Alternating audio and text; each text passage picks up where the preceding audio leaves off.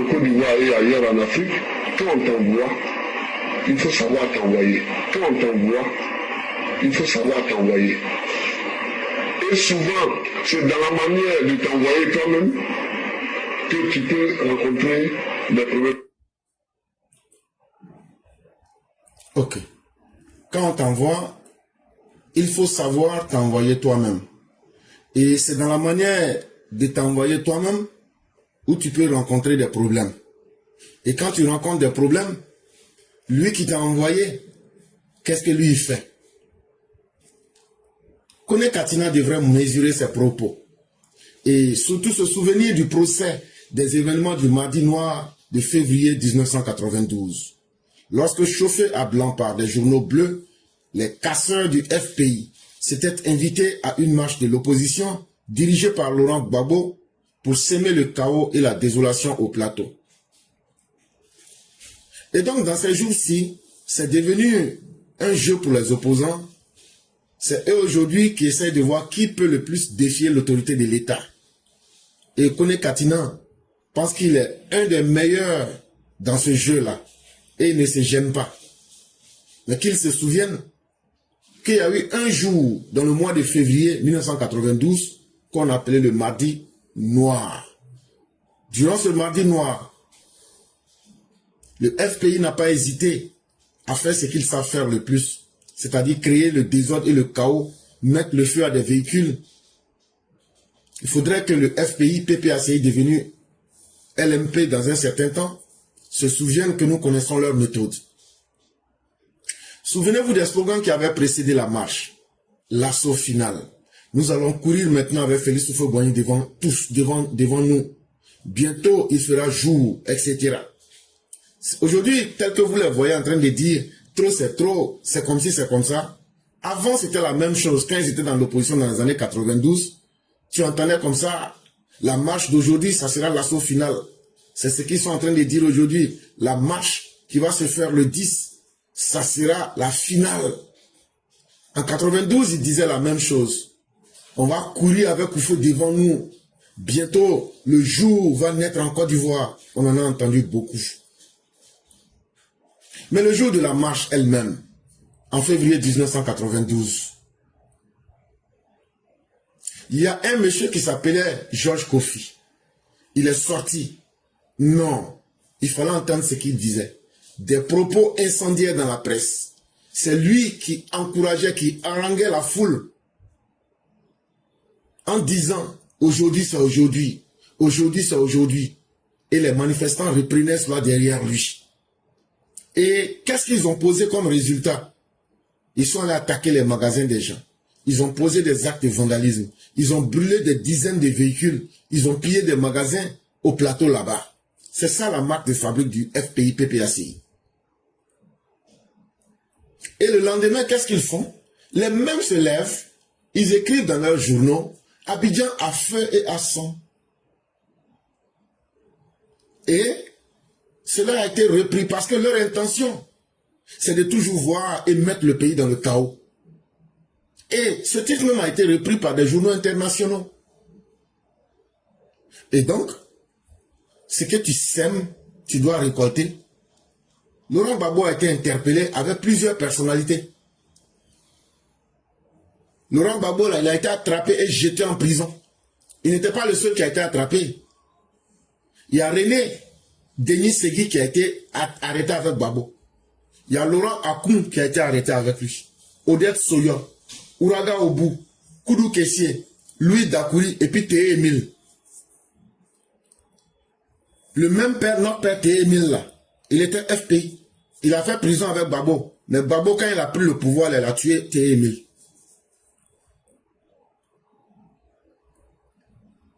Mais ce qui est intéressant, quand ils sont allés au procès, quand ils sont allés au tribunal pour les juger là, Gbagbo a dit que lui ne connaît pas René Denis Segui, que lui ne connaît pas Laurent Akoum, que lui ne connaît pas Odette Soye, que lui ne connaît pas Ouraga Obu, que lui ne connaît pas Koudou Kessié, que lui ne connaît pas Louis Dakouri, que lui ne connaît pas Eye Temil. Au procès, la Gbagbo a été clair. Il dit, il ne reconnaît aucun des propos qui ont été tenus par ses collaborateurs. Que tous les slogans que je venais de vous dire là, tous ceux qui les ont tenus, ou bien ceux qui ont été arrêtés avec lui, tout ce qu'ils ont dit là, que lui ne se reconnaît en rien et qu'il renie tout ce qu'ils ont dit. Que ce que chacun a dit là, ça ne concerne que chacun. Affirmant ce que les journaux de son parti écrivaient, il dira, cela ne l'engage pas. Pas plus que les propos de Georges Kofi, ajoutant que la marche avait été infiltrée par des casseurs à la sortie du PDCI. Et en bon adepte de Mephistopheles c'est un diable et un démon, Laurent Gbagbo dit que les propos que le journal du FPI écrivait pour encourager les gens à la violence, que lui n'est pas journaliste. Que ce que Georges Kofi sortait, les mauvaises paroles là, que ça n'engage pas, que lui n'est pas un enfant, que Georges Kofi n'est pas un enfant, que ce que Georges Kofi a dit n'engage que Georges Kofi. Et comme la malhonnêteté, c'est une vertu chez eux, au FPI, il dit non, la marche qui a été réalisée là, que ce sont les gens du PDCI qui ont infiltré des gros bras pour faire les violences cassées, sinon eux ils n'ont rien fait. Aujourd'hui, ils reprennent le même slogan pour dire non, on va marcher les mains nues, alors que c'est faux. Le FPI et ses journaux avaient refusé de publier les images de cette marche, de peur que les fameux casseurs ne soient reconnus au milieu des marcheurs. Pourtant, ils ont bien couvert et ils étaient fiers que le pays soit à feu et à sang. Mais ils n'ont pas accepté de montrer les images, parce que c'était faux. S'ils montraient les images, les gens auraient été arrêtés facilement. Et ces personnes-là, vous aurez vu qu'elles étaient tous FPI. En ce moment-là, le journal bleu, le Nouvel Horizon, était allé jusqu'à inventer une pseudo-lettre de confession envoyée par un certain John Lacasse, qui avouait avoir prétendument été recruté par Laurent Donald-Fologo, alors secrétaire général du PDCI, pour infiltrer la marche avec ces éléments et s'adonner à des actes de vandalisme. Ils vont inventer une histoire. En ce moment, leur journal là s'appelait le Nouvel Horizon. Que s'il y a un vogo là, un bandit qui a été payé par Laurent Donald-Fologo, puisque Laurent Donald-Fologo était secrétaire général du PDCI, que c'est lui qui a payé un soi-disant bandit qui s'appelle John Lacasse. Et puis c'est John Lacasse là qui est venu, eux leur dit dans leur journal là-bas, que c'est Laurent Donald-Fologo qui l'a envoyé, lui et puis ses gars, pour venir gâter la marche là, que c'est ça qui a fait que les gens sont sortis. Alors que c'est eux-mêmes qui ont fait ça. C'était peine perdue. Car les images publiées par les journaux proches du pouvoir montraient clairement ces casseurs munis de gourdins et de bidons d'essence aux côtés de Laurent Gbagbo et sa compagnie pendant la marche. Plusieurs d'entre eux furent d'ailleurs identifiés et interpellés. Mais Laurent Gbagbo pense que les gens sont bêtes.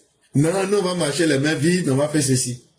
Mais Laurent Gbagbo a toujours été, avec son FPI, un mouvement violent, un mouvement sectaire, un mouvement dangereux pour la paix et la cohésion sociale. Eux pensaient qu'ils allaient s'en sortir. Or, les gens voyaient et les gens ont enregistré, capturé les images. Et tous ceux qui avaient des gourdins, des machettes, des bidons d'essence, et Laurent Gbagbo lui-même, avec ses compagnons, ils ont été identifiés. On les a vus et ils ont été arrêtés. Le premier ministre Alassane Ouattara se montra intraitable. Laurent Gbagbo et ses compagnons furent jugés et condamnés à des peines de prison. Le 24 juillet de la même année, c'est-à-dire 1992, Félix Houphouët-Boigny de retour au pays et dans un souci d'apaisement fit voter une loi d'amnistie qui permit la libération des détenus. Dans cette affaire, environ 75 personnes. Donc quand ça s'est passé comme ça là, c'est le président Ouattara qui était le premier ministre. En ce moment-là, quand ça a commencé en février, jusqu'au 23 juillet là, Houphouët-Boigny était en dehors de la Côte d'Ivoire. Le président Ouattara n'a pas écouté les caprices ou bien les propos sordides. Il les a tous fait arrêter, près de 75 personnes. Il les a jetés en prison. De février, mars, avril, mai, juin, jusqu'au 24 juin, ça fait 6 mois. Alassane Ouattara les a jetés en prison, Laurent Gbagbo mettait dedans. Et puis pays là, il n'y a rien. Pays là est resté tranquille. Laurent Gbagbo ne pardonna jamais à Georges Kofi et Raphaël Lakwe, le patron de la presse FPI, d'avoir offert la chicotte au PDCI pour le corriger. Le premier vécut un véritable enfer, allant d'humiliation en suspicion au sein du FPI, déclarant même un jour, Gbagbo veut me tuer. Et donc quand Gbagbo va sortir de 6 mois de prison, son premier ennemi là, c'est Georges Kofi. Il dit, je t'ai envoyé, mais pourquoi toi tu as crié trop fort? Et puis maintenant tu as fait, on nous a mis en prison. Ce qui va montrer à Georges Kofi là, tellement il va pédaler Georges Kofi, tellement il va humilier Georges Kofi, tellement il va mettre Georges Kofi dans le pain. Georges Kofi va crier un jour, si je ne quitte pas le FPI là, Gbagbo veut me tuer. En ce moment, c'est Raphaël Lakwe qui était le patron de la presse FPI. Il dit, c'est à cause de toi, Raphaël Lakwe, on m'a jeté en prison.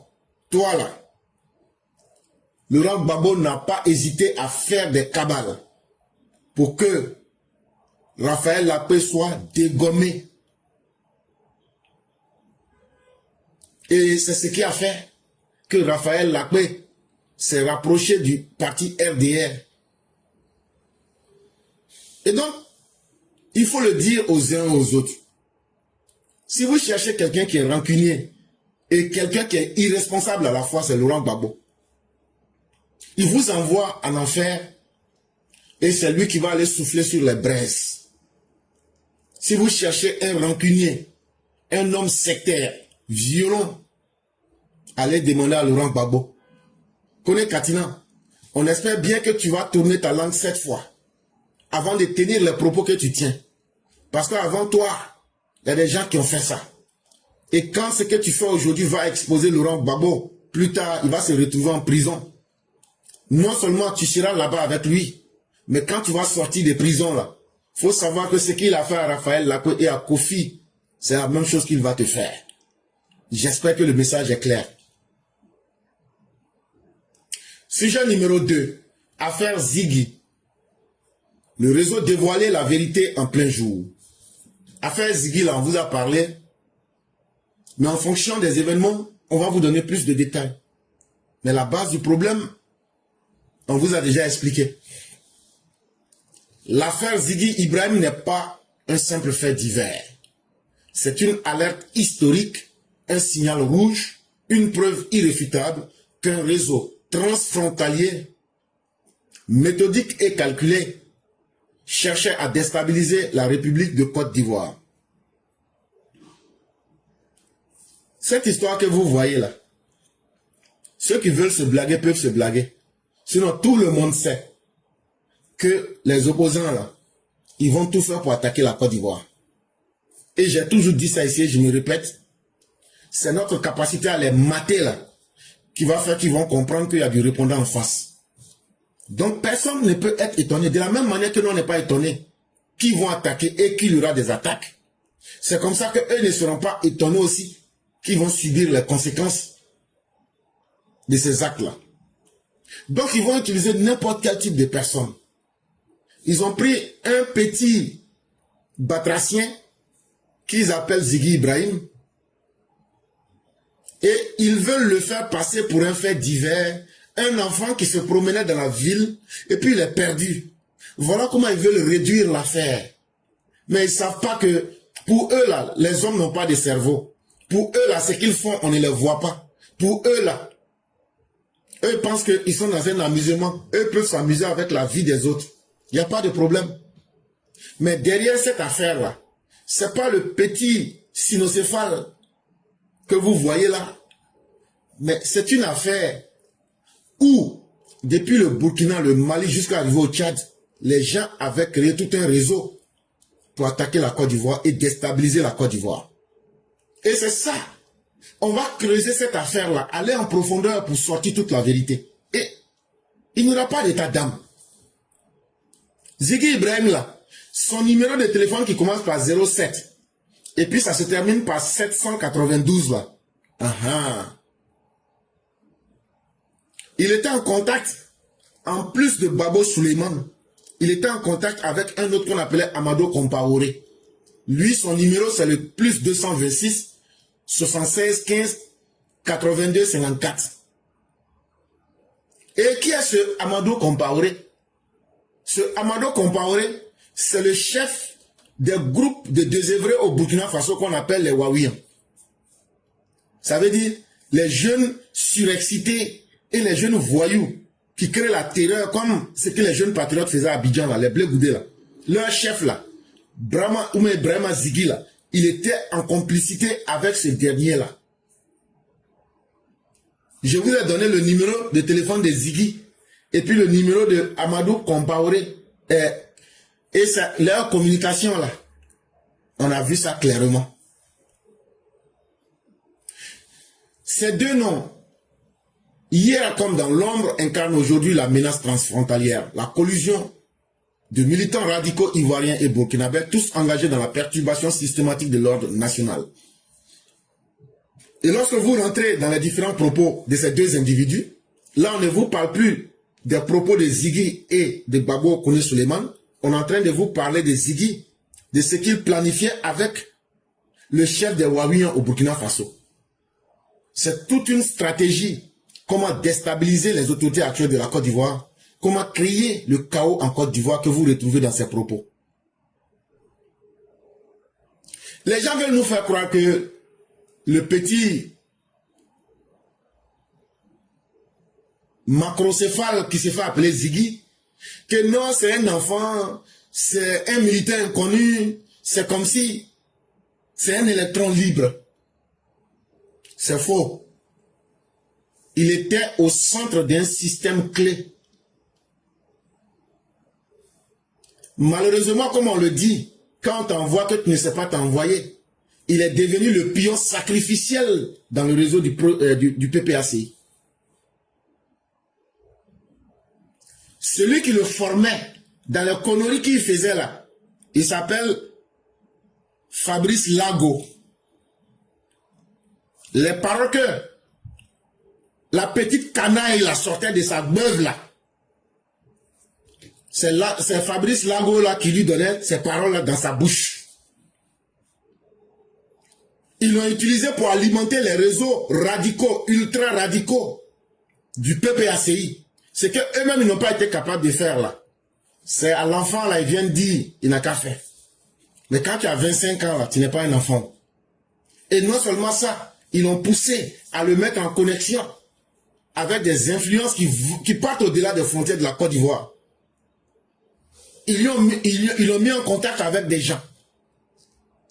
Et les preuves sont entre les mains des autorités ivoiriennes. À travers les messages qui se trouvent dans le téléphone de Ziggy.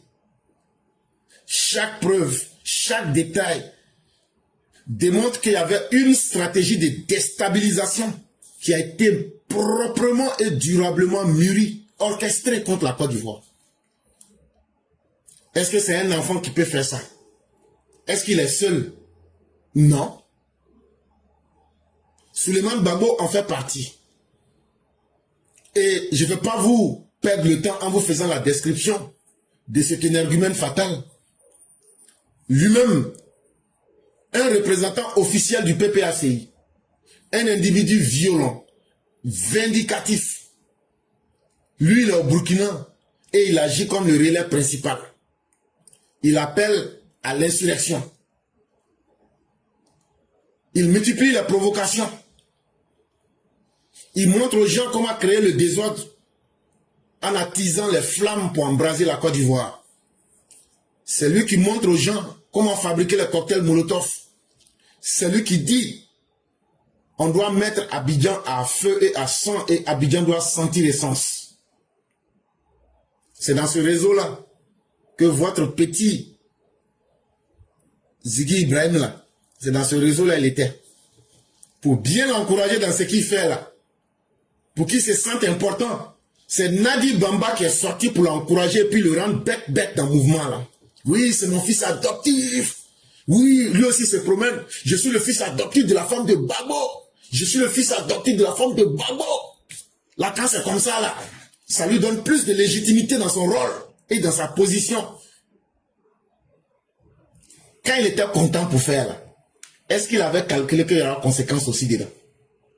Parce que celui avec qui vous êtes en train de faire palabre, il s'appelle Hassan Draman Ouattara. Lui n'attend pas. Lui là, dès que tu fais sortir ton dos là, lui il brise ta colonne vertébrale. Soule de Paris, il est assis en France là-bas. Votre Ziggy là, il était en collaboration avec Soule de Paris.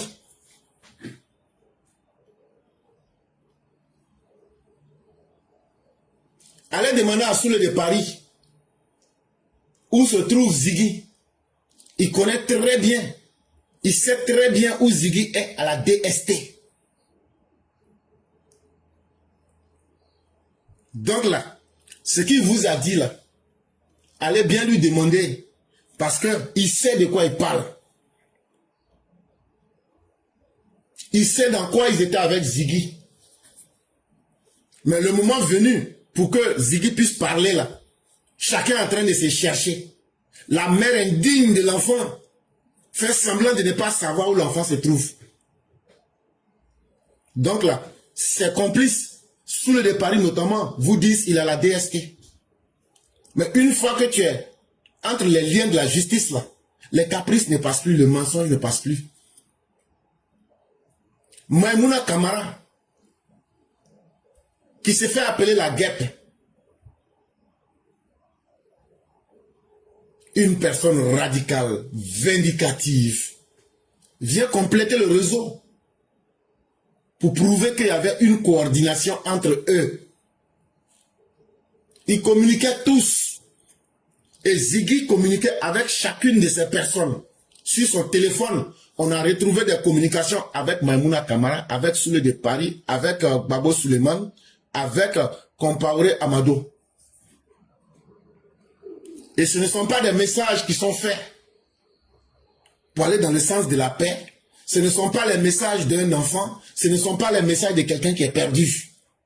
Parce que quand un téléphone parle, notamment celui qui a été récupéré sur Ziggy, c'est une bombe judiciaire.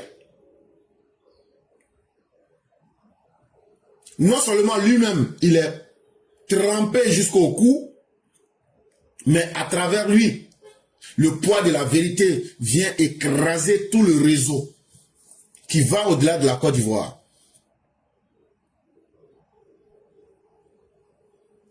En réalité, si vous voulez comparer, pour bien comprendre le rôle que Ziggy jouait, comparez-le à Alino Faso. La seule différence ici, entre Alino Faso et Ziggy, c'est que Alino Faso agissait comme un ennemi en territoire étranger.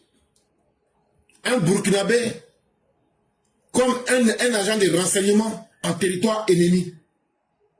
Le petit et on lui donnait tout le budget à partir de la présidence du Burkina Faso. Ça, c'était Alino. Mais Ziggy, c'est Alino, mais en version qu'il recevait moins de soutien financier. Mais leur cause était la même. La seule différence, c'est que Ziggy n'avait pas un grand budget. Mais la méthode et l'objectif demeuraient les mêmes. Tous deux étaient des pions. Tous deux ont été sacrifiés. Tous deux ont été exposés. Tous deux ont été neutralisés par la justice ivoirienne. Est-ce que vous comprenez ça? Donc ne vous pressez pas. Tout film que vous êtes en train de tourner là, personne ne va dicter à la Côte d'Ivoire et à nos dirigeants le timing de ce qu'ils doivent faire. Quand le bon moment va arriver là, le procureur va sortir tous les mensonges qu'on est en train de vous raconter ici là. Le procureur va sortir, il va venir dire, voilà ce que les vieux menteurs comme éclaireurs, ils étaient assis ici pour mentir, ils n'ont même pas honte avec ces grosses narines, on dirait un pont là. Il dit, voilà les vraies vérités qui sont là. Voilà tous les mensonges que l'éclaireur est en train de dire là. Le petit là, il n'a rien fait. Le petit là, il s'est perdu. D'un truna, on l'a retrouvé. Venez reprendre, vous allez partir avec lui. Ah, les gens sont mauvais, les gens parlent trop dans ce pays-là. Sinon, là, l'enfant n'avait rien fait. Le procureur va sortir. Tous les mensonges que moi, je vous ai racontés ici, là, il va venir, il va dire, il y a un fantomas, il ne fait que mentir. Il avait menti sur l'enfant des gens. L'enfant des gens, maman des gens, viens prendre ton enfant, tu vas partir à lui. Maintenant, là, il va sortir, le procureur, connaît Brahman. Il va dire, voilà les preuves. Voilà ce pourquoi on l'accuse. Voilà ce qu'étaient les complices de Ziggy. Voilà les prosoro avec qui il travaillait. Voilà les PPAC avec qui il travaillait. Et il était sous la protection indirecte d'Ibrahim Traoré. Et leur mission, c'était de saboter la stabilité en Côte d'Ivoire. Il était en complicité avec Amadou Compaoré. Et tout ce qui est dans l'ombre là, le procureur va venir sortir pour mettre devant tout le monde. Quand il va finir de faire ça, là, on va voir si c'est le travail d'un enfant ou même si ce sont des grands qui n'ont pas assumé les responsabilités, qui se sont cachés derrière un enfant. En tout cas, ils seront exposés. Parce qu'ils sont déjà pris au piège. Et ceux qui ont envoyé Babo et puis sa femme Nadi Bamba, qui ont envoyé Ziggy là, aujourd'hui là, ils disent que Ziggy n'est plus leur enfant. Elle allait chercher la maman de Ziggy hier pour dire qu'elle est en train d'aider la maman de Ziggy à chercher l'enfant. Et qu'elle là, elle va pas mettre sa bouche dedans, que sinon on va dire que comme elle est femme politique là, que c'est devenu une affaire politique. Donc, elle a lavé ses mains. Donc, s'il y a encore beaucoup d'autres qui veulent prendre la place de Ziggy là, en tout cas, il y a une place libre actuellement. Il y a une place libre pour devenir le bon petit de Nadi Bamba. En tout cas, après Alino, après Ziggy et après bien d'autres, il y a une place qui est ouverte. Ils cherchent un nouveau client pour venir jouer leur rôle. Si toi, tu es un parent qui m'entend et qui veut sacrifier son enfant là, il faut lui dire que Babo et puis Nadi Bamba cherche un bon petit. Là, comme ça, là, lui aussi, il va venir vivre son heure de gloire. Mais si vous voyez aujourd'hui, depuis 2012, je vous ai montré comment Babo a sacrifié méthodiquement les gens un à un pour arriver à aujourd'hui, là. Vous devez comprendre que c'est quelqu'un d'irresponsable. C'est quelqu'un qui ne lutte que pour sa cause. Il vous met dans la braise et après c'est lui qui se moque de vous. Mais à travers ces affaires qu'on est en train de raconter, il faudrait que chaque parent et chaque personne assume ses responsabilités. C'est un message qui est clair et c'est un message qui est sans équivoque. Plus aucun complot, plus aucune manipulation et aucune menace ne passera. L'État va jouer son rôle dans la rigueur la plus implacable. Le rideau, il est levé. Tout le réseau a été démasqué. Et chaque pièce du puzzle, après Alino, ce petit menu, ce menu fretin qu'on vient d'arrêter, tous les éléments concordent parfaitement. Et la justice fera son travail jusqu'au bout. Mais ceux qui ne sont pas encore convaincus, laissez-moi vous faire écouter ici Laurent Gbagbo et sa femme. C'est mon petit, mon cœur. Elle est fille. Un garçon, une fille. Donc,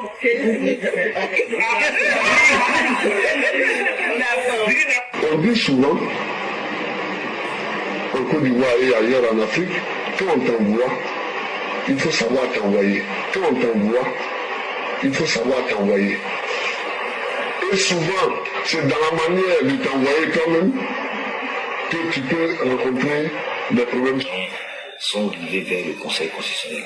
Je souhaite que le jour où les candidatures seront validées, ce jour-là, tous les mois, tous les endroits de la Côte d'Ivoire soient bondés de monde. Sors ton maillot, c'est final sans jouer.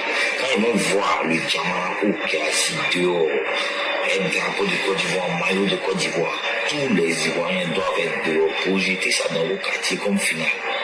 On va voir s'il y a le droit.